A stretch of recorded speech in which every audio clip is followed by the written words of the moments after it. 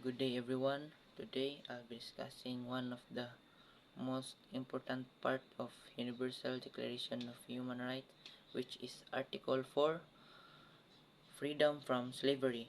First, what does this article say? No one shall be held in slavery or servitude.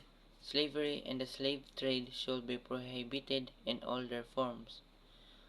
This means that every person has the right to be free and should never be treated as property or forced to work against their will. It protects people from being abused, exploited, or controlled by others. Now, let's talk about a historical example that violated this article, the transatlantic slave trade. This happened from the 15th to the 18th century.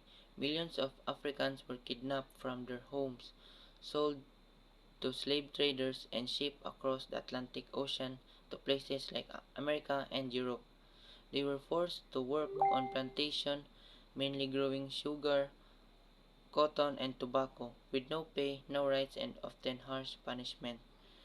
This was one of the darkest periods in human history because it denied people their freedom, dignity, and the humanity. Now let me show you a short video about Elwada Iquano who experienced this situation. They stole him from his village, chained him on a ship, sold him like cargo. But they never broke him. His name was Olaudah Equiano, and he lived to write it all down. As a child in Igbo land, now Nigeria, he was kidnapped and thrown into the hell of the Atlantic slave trade. He was just 11. He survived the Middle Passage. He was sold again and again, forced to fight in naval wars, beaten, renamed.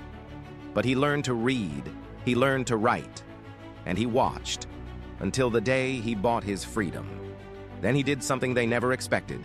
He wrote a book so powerful, so raw. It exposed the truth of slavery to the world. It sold out instantly. It shocked Britain. It fueled the abolition movement.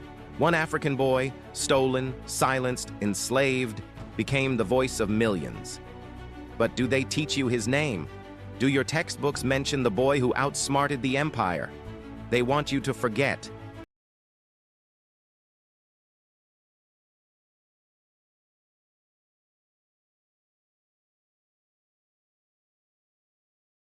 Now that's all and thank you for listening.